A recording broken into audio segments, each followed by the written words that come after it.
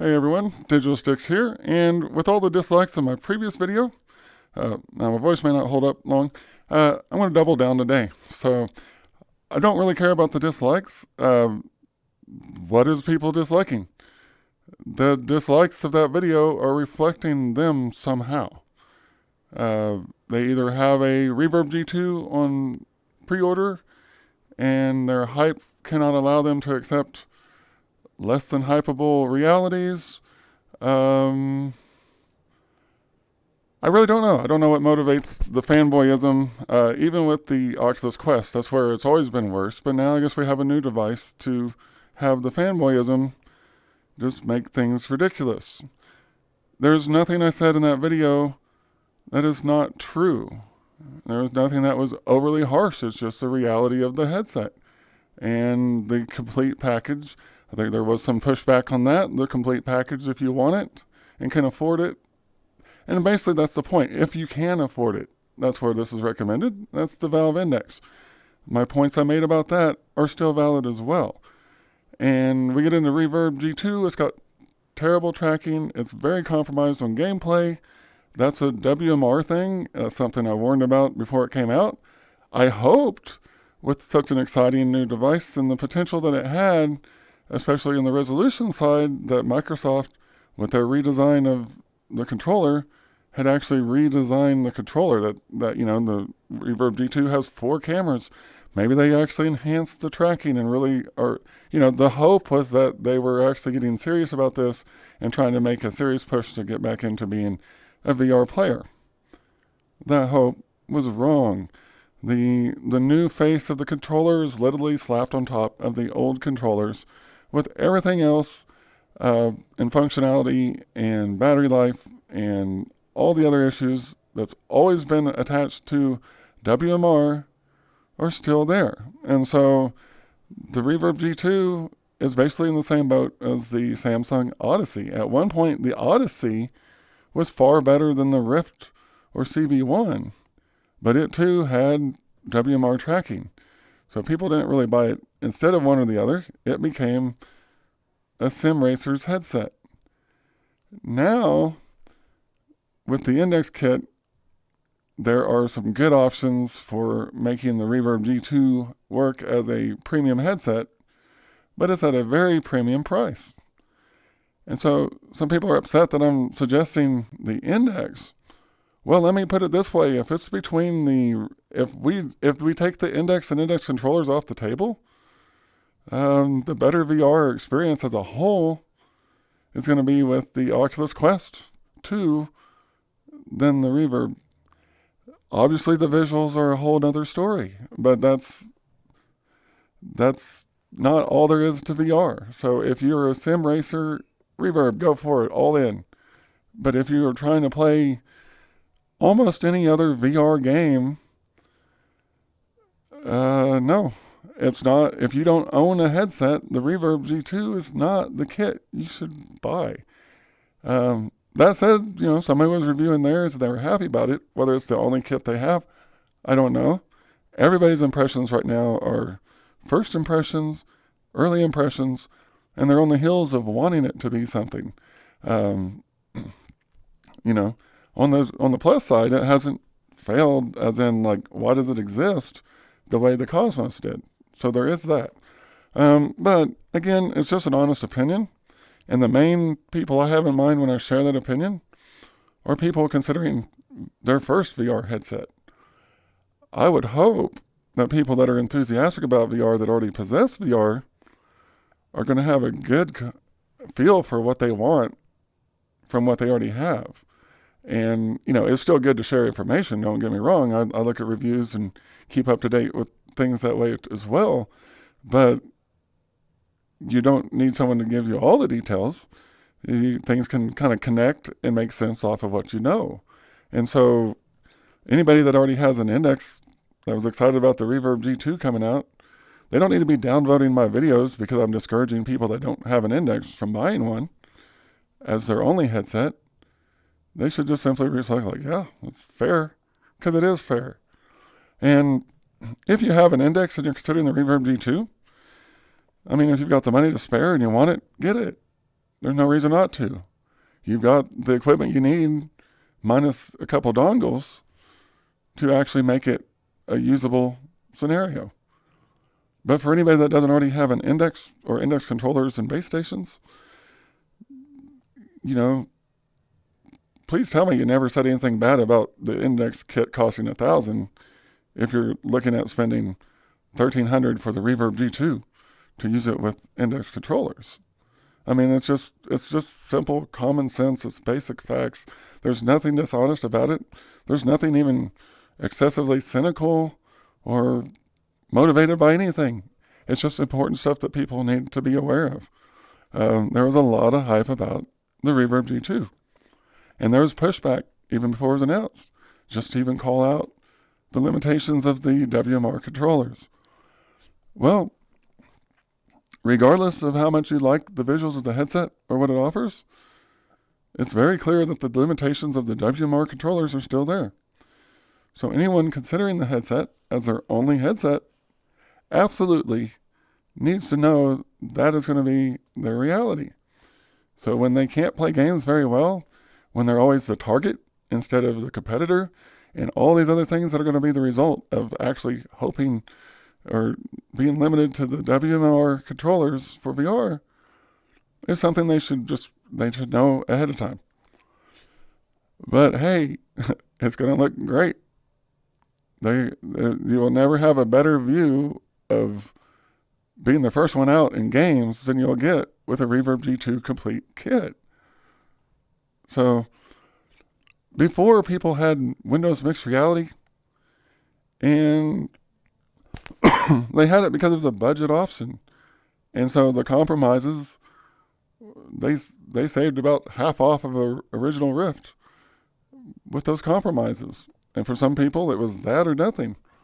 And the durability and everything of those headsets was very varied. There was no consistency between people jumping in on the Windows platform. So it was a whole different game. It was not a game that suggested something to build a premium headset on top of.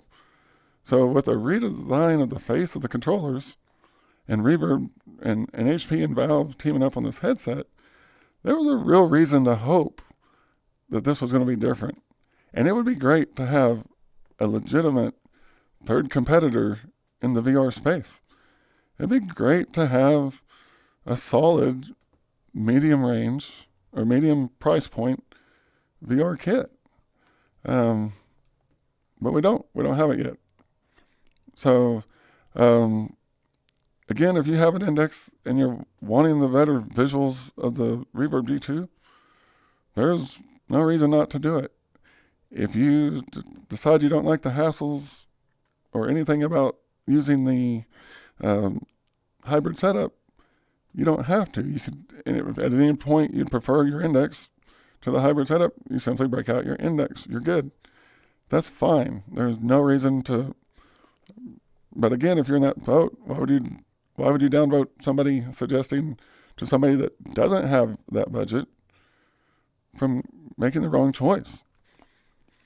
Based on what I've seen and experienced, and all of it considered, if you don't have a budget for an index and you're new to VR, but you're wanting just VR in general, you're not just trying to play a sim game, a sim race, you're not almost dedicated to it, you're not almost dedicated to using a HOTAS, then the Quest 2 is the only budget headset that you should consider for a reasonable VR experience. And I'm not a fan of its lack of comfort. I am not a fan of the Facebook accounts. I would say even if you get a Quest 2, buy your games from Steam VR. But you're going to have controllers and tracking that you can actually use. You can, you can still do a hybrid setup eventually to upgrade that to tracking before upgrading any other headsets.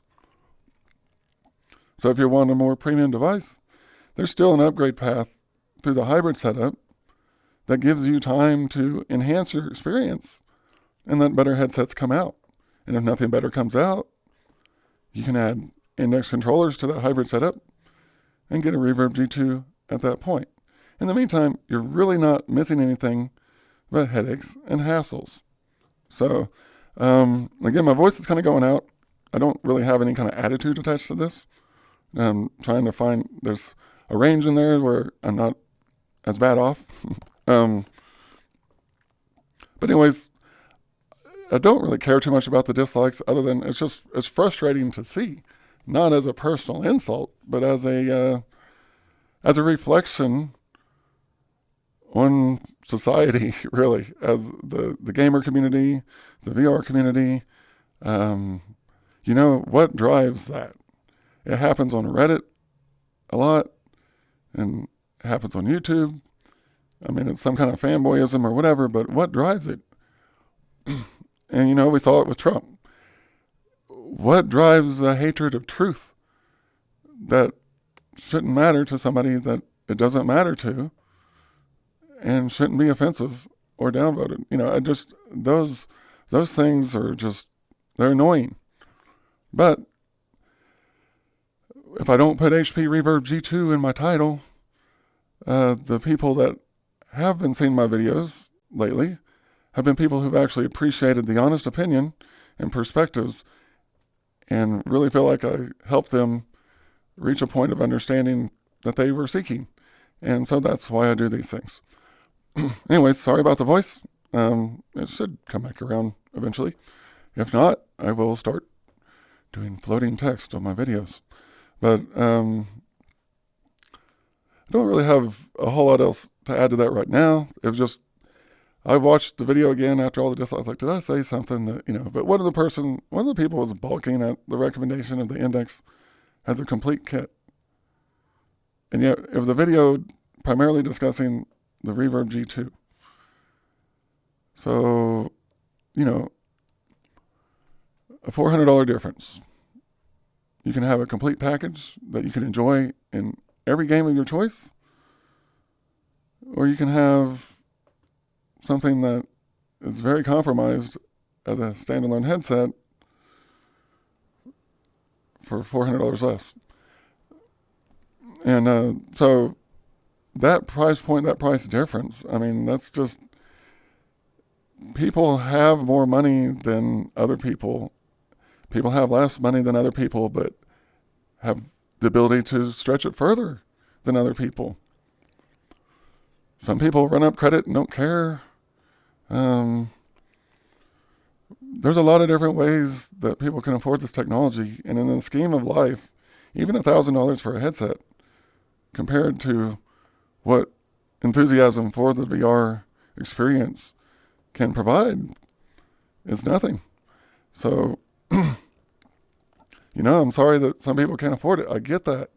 And that's where if your personal budget doesn't allow you to pick the best, you don't downvote fair advice. You accept your personal situation until you can change it. You realize, like, hey, well, it's good to know that if I could have, I should have. But I can't, so, I'm glad this is at least an option. That's the attitude that you should be looking at it. Unless someone's lying to you or producing false information, downvoting honest reviews and honest commentary is a reflection of yourself, not a reflection of the content producer. And so hopefully the people that could really benefit from fair discussions of this technology can recognize that as well.